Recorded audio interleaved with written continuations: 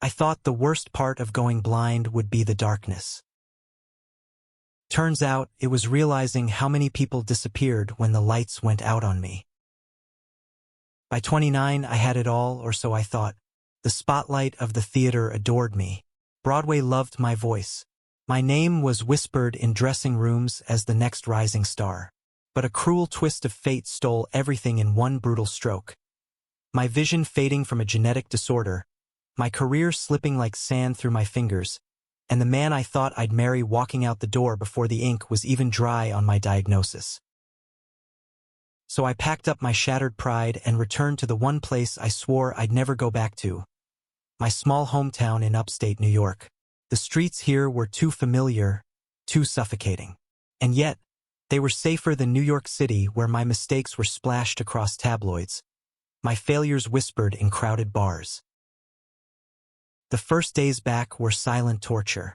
My mother hovered, too careful. Her words dipped in pity.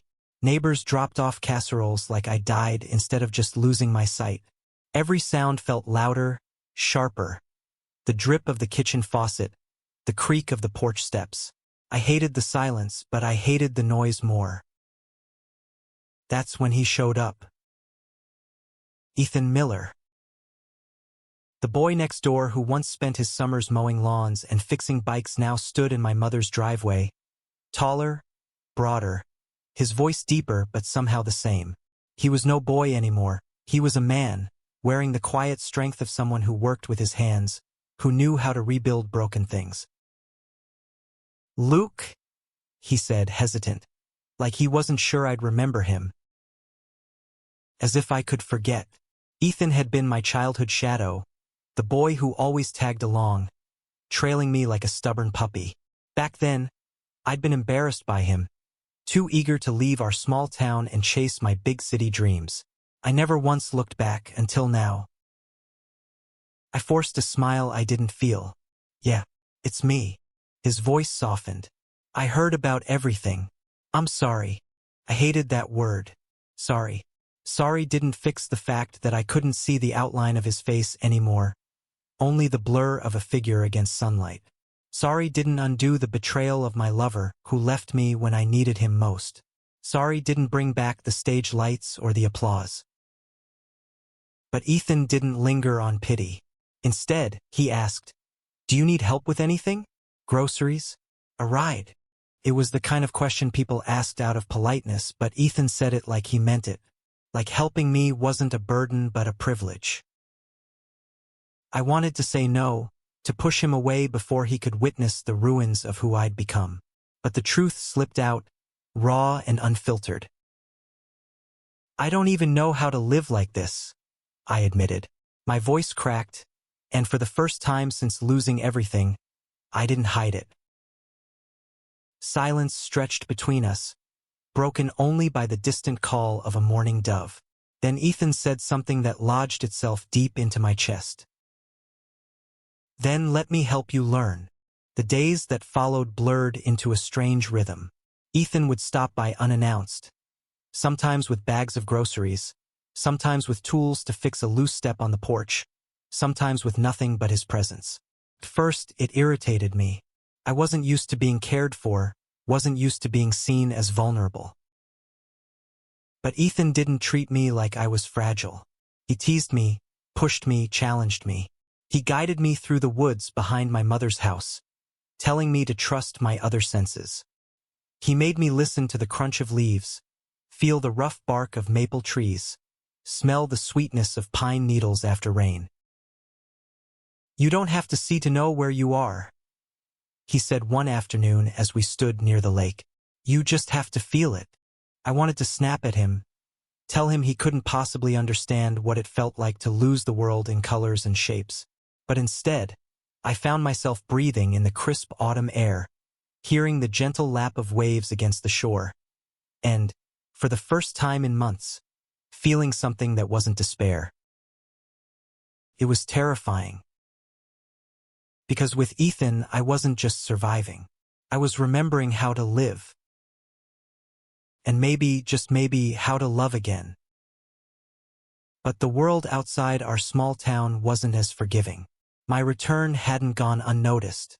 Old friends whispered, old rivals smirked, and reporters occasionally drove through town, hungry for a fallen star story. To them, I was a tragedy wrapped in human form. The cruelest part? Some of them weren't wrong. I still woke up nights sweating, hearing the echo of applause that no longer belonged to me. I still clenched my fists when I remembered Michael, the man who had promised forever and delivered betrayal. I still wondered if love was worth the risk of another heartbreak. Ethan didn't push me to answer those doubts. He just stayed. Stayed when I snapped at him. Stayed when I withdrew. Stayed when the darkness felt too heavy. And slowly, staying began to feel like something I could believe in. That belief was tested the night I broke down completely.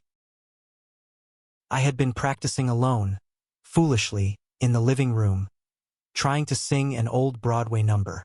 The melody slipped out broken, my voice cracking, and suddenly it hit me.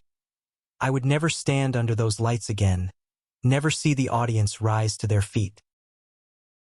I collapsed on the floor, shaking with sobs that ripped out of me like a storm. Ethan was there within seconds, pulling me into his arms. I tried to push him away, ashamed of the weakness, but he held me tighter. "Luke, it's okay," he whispered. "You don't have to be strong all the time." I buried my face in his shoulder, his warmth grounding me. The scent of cedar and sweat filled my senses, raw and real. For the first time, I let someone hold the pieces of me I couldn't carry alone. And in that fragile moment, I realized this wasn't pity. This was love. Not the love that dazzled with bright lights and empty promises. Not the kind that left when life got hard. But the kind that stayed. That night, lying awake in the quiet, I replayed every detail of Ethan's presence. The way his hands had trembled slightly as he held me. The way his voice broke when he said my name, like it mattered more than anything. I didn't know where this road would lead, but for the first time since my world went dark, I wanted to find out. Because maybe love wasn't about seeing someone. Maybe it was about feeling them completely, deeply, without fear. And Ethan was teaching me exactly how. The first time Ethan took me into town, I could feel the stares before he even whispered, "Ignore them." Easy for him to say. Every step down Main Street felt like a trial. I could hear the whispers slithering around me. Muted laughs, pitying sighs, hushed judgments that weren't hushed enough. My cane tapped against the cracked sidewalk, each strike echoing like a reminder. Fallen star, broken man, useless. Someone muttered, "Such a shame. He had it all." Another voice followed, colder. "Guess this is what happens when you fly too close to the sun." I clenched my jaw, wishing I could burn their voices from my memory. But then Ethan's hand brushed against mine. Accidental at first, then deliberate. His fingers curled around mine, grounding me, pulling me out of the noise. "They don't know you," he said firmly, his voice low, meant only for me. "They don't know the fire you still have in you." I wanted to believe him. God, I wanted to, but all I could think was how far I'd fallen. We stopped by the local diner, the same one where, as teenagers, we used to sneak milkshakes after baseball practice. The same one I had once promised I'd never set foot in again because I was meant for bigger things. Now, sitting in that cracked red booth, I felt smaller than I ever had in New York. The waitress recognized me instantly. "Luke Harrington?" she gasped. "I can't believe you're back." Her voice was sugar, but her tone carried that same undercurrent of pity I'd come to dread. "Yes," I muttered, "just visiting." Ethan stepped in smoothly. "He's home. For good." The words hit me like a stone. Home. For good. I wanted to protest, wanted to tell him not to decide my future for me. But deep down, I knew he wasn't wrong. Where else could I go?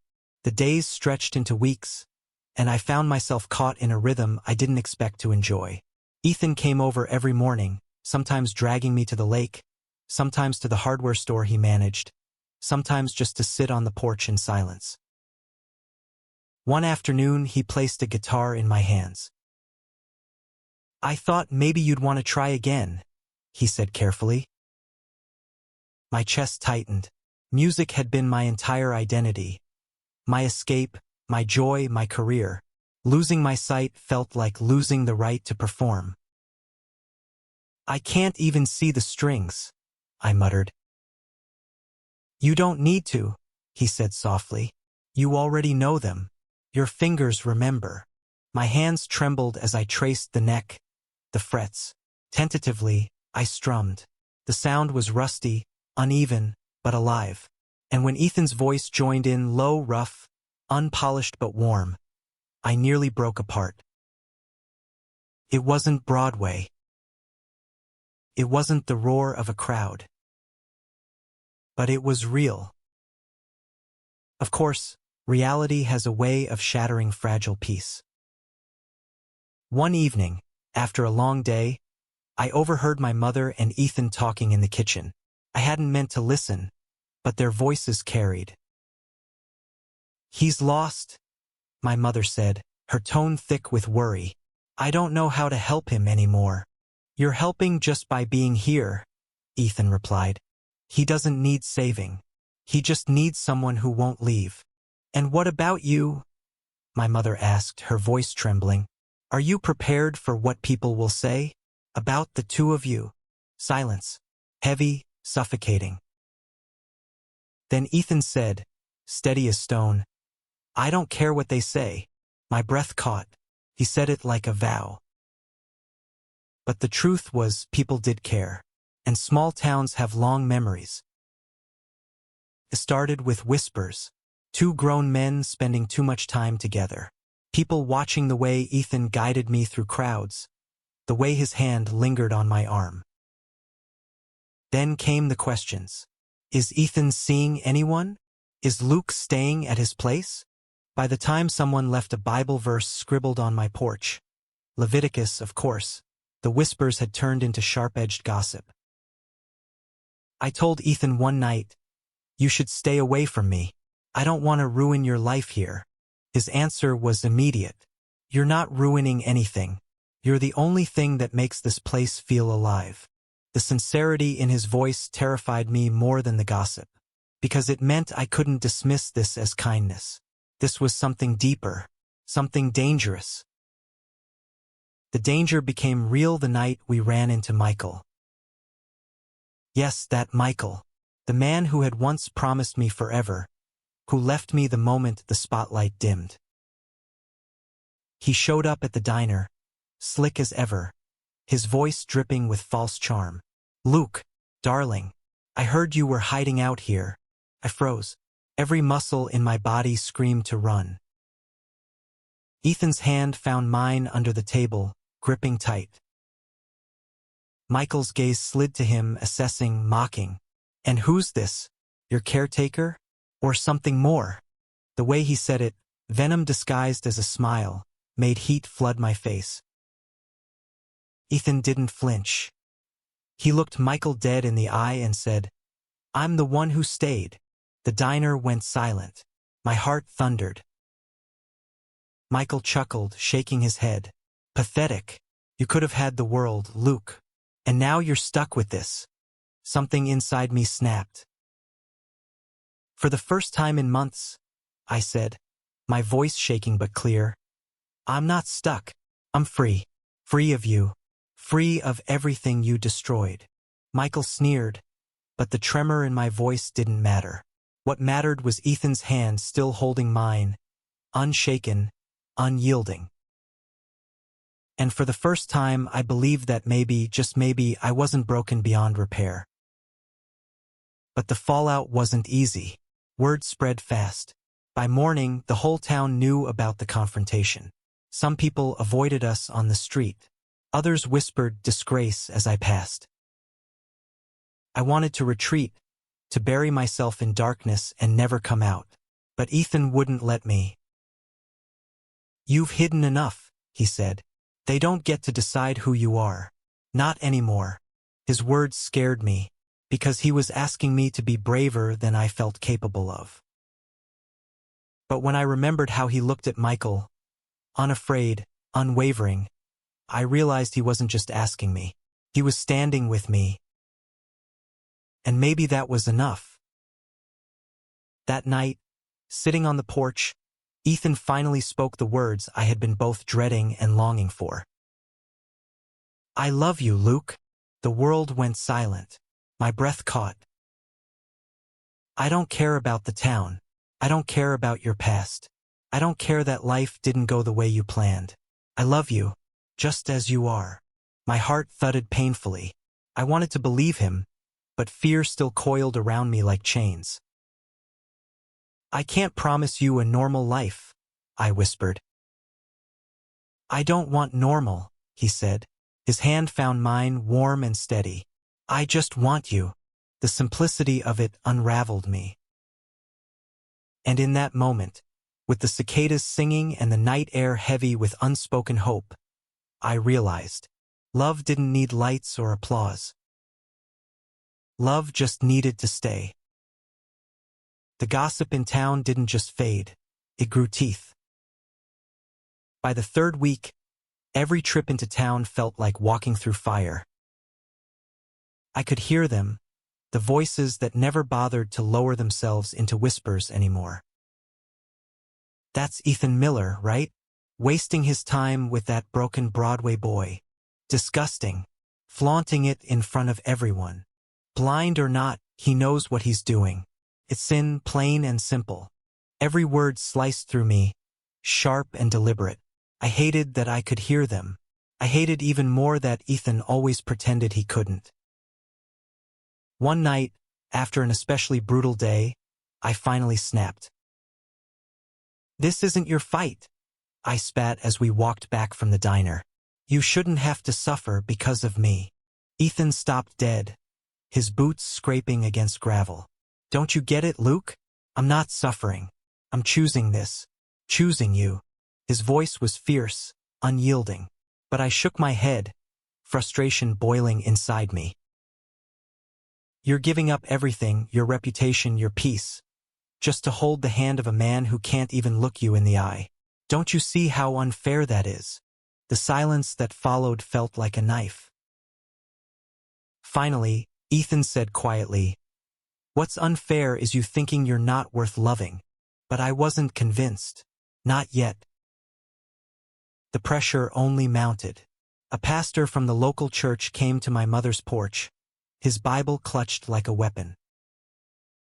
"You need guidance, Luke," he said solemnly. "This path you're walking with Ethan, it's dangerous. Not just for you but for him. You'll destroy his future."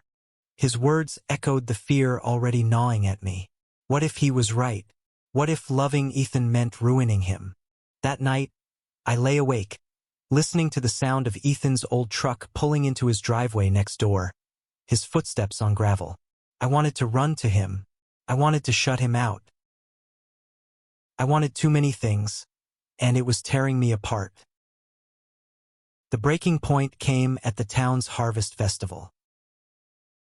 It used to be my favorite time of year. As a kid, I'd sneak pie when no one was looking, chase fireflies with Ethan, sing on stage with the high school choir. This year, Ethan insisted we go not to prove a point but to live. But living in a crowd meant suffocating in judgment. As we walked through the fairground, laughter and carnival music tangled with the sharp edge of gossip. I felt every stare like a spotlight burning my skin. Then it happened. A voice rose above the noise, cruel and clear. "Hey Broadway, sing us a song." Oh wait, you can't even find the stage anymore. The laughter that followed was loud, merciless. I froze. My grip on the cane tightened until my knuckles ached. Ethan's hand shot to my shoulder, steadying me, shielding me. "Ignore them," he murmured. But I couldn't. I couldn't breathe, couldn't move. The humiliation was suffocating. And then, without warning, Ethan snapped. He turned, his voice like thunder. Enough! He's not your joke, not your pity project. He's stronger than any of you will ever be. You want to mock someone? Mock me. But leave him the hell alone. The crowd fell silent. I could feel all eyes on us. My chest heaved, my throat tight. This was the moment, the line we couldn't uncross. And I broke. I tore away from Ethan's hand. Stop! My voice cracked, raw. Stop defending me like I'm some fragile thing that needs saving. The words came out harsher than I intended. People were listening, but I didn't care anymore. My pain was spilling, unstoppable. You think standing up to them makes it better? It doesn't. It makes it worse. You're destroying your life for someone who doesn't even know who he is anymore. The silence that followed was deafening. I could almost hear Ethan's breath catch, the hurt hidden under his anger. Luke, he said softly, so softly it cut deeper than shouting. You really think I'm here out of pity? I couldn't answer. I couldn't admit the truth that terrified me most, that I loved him so much it felt like drowning. So instead, I walked away. The days that followed were empty. Ethan stopped coming by. The porch was silent, the mornings colder. My mother asked careful questions, but I brushed them off. I told myself this was for the best, that I was protecting him, that without me, he'd be free to live a life without stares, without gossip, without shame. But every night, I lay awake listening for the sound of his truck, the echo of his laugh, the warmth of his voice. And every morning, the silence was unbearable. The turning point came not from me, but from music. I was fumbling through the guitar one afternoon, trying to find the courage to play again, when I heard it, the faint sound of someone singing outside the window. It was Ethan. His voice was rough, hesitant, but determined. He was singing the same Broadway number I had tried and failed to sing weeks ago. Off-key, too loud, unpolished, and the most beautiful thing I'd ever heard. I pushed the window open. What the hell are you doing? I called, my voice shaking. He didn't stop. He kept singing louder, until neighbors peeked out of their doors, until I felt heat crawl up my neck. Finally, he said between verses, "You think I care what they say? Let them watch. Let them talk. I'm not ashamed. Not of you. Not of us." My chest ached, my throat tight with tears I'd been holding back for too long. For the first time, I realized I wasn't protecting him by pushing him away. I was only breaking us both. I went outside, my steps unsteady, my cane tapping against the porch steps. The autumn air hit my face, sharp and alive. "Ethan," I whispered, my voice cracking. "I can't." He cut me off, stepping closer, his hands trembling as they found mine. "Yes, you can. You don't have to be perfect, Luke. You just have to let yourself be loved." I broke then, not in despair but in surrender. My hands clutched his shirt, my forehead pressed to his chest, and for the first time in months, I let myself cry without shame. The crowd around us didn't matter. The whispers didn't matter. All that mattered was his heartbeat against my ear, steady and unyielding, reminding me that love was not pity, not weakness. It was survival. And for the first time since losing everything, I wanted to live. The night after Ethan's bold declaration outside my window, everything changed. Not instantly, not magically, but something inside me finally broke free. The chains of shame I had carried for so long, the voices of the town, of Michael, of every critic and coward, suddenly felt lighter, because Ethan wasn't ashamed. Not of me, not of us. For the first time, I realized maybe I didn't have to be either. The following weeks were not easy. Some people in town still glared when we walked past. The pastor still left verses on my porch, as if scripture could erase what was already written in my heart. But there were also small miracles. The waitress at the diner who set down an extra slice of pie with a quiet, "On the house." The hardware store clerk who told Ethan, "You've got guts. Don't let them wear you down." My mother, who one morning simply hugged me and whispered, "I just want you happy, Luke. That's all I've ever wanted." And slowly, the noise began to fade into the background. Then came the letter. It was from New York, from an old director friend who had heard of my return to town. He was putting together a new kind of production, experimental, intimate, not about spectacle but about truth. A story of resilience, of love, of surviving loss. And he wanted me to sing. My first instinct was panic. The stage had always been tied to sight, to the glitter of lights, the faces in the crowd.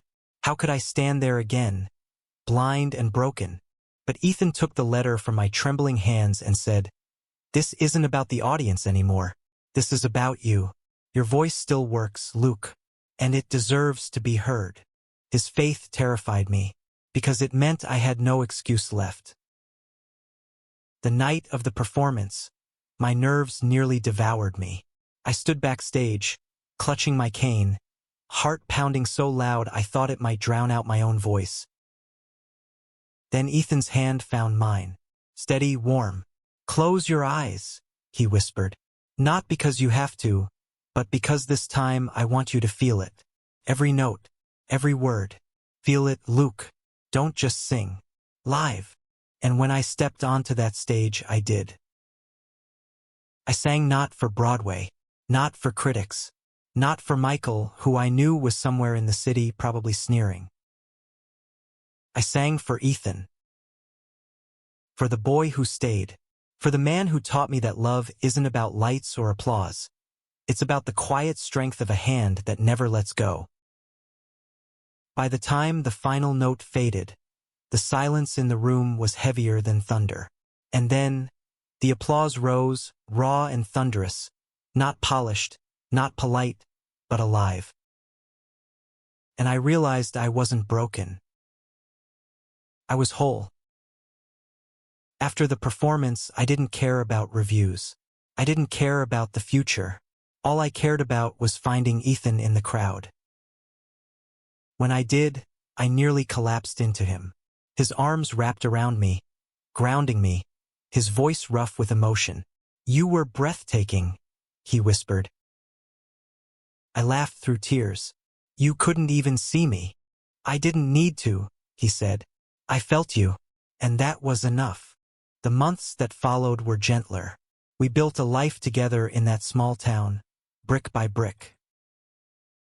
Not perfect, not free of stares or whispers, but strong, stronger than I'd ever thought possible. There were mornings we woke tangled together on the porch swing, the sunrise painting us in gold.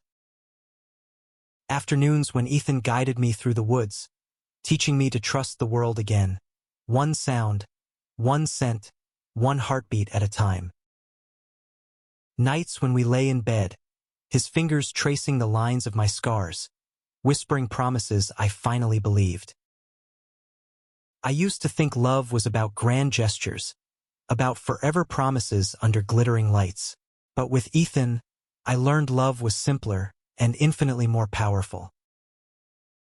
Love was someone staying when everyone else left. Love was someone seeing you, even when you couldn't see yourself. Love was holding on, even when the world tried to tear you apart.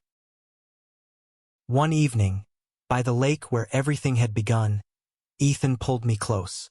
The water shimmered under the setting sun, the air filled with the hum of crickets. "I don't have a ring," he admitted, his voice shaking. "I don't have some big speech, but I have this me, for as long as you'll let me stay." My chest tightened, my throat thick with tears.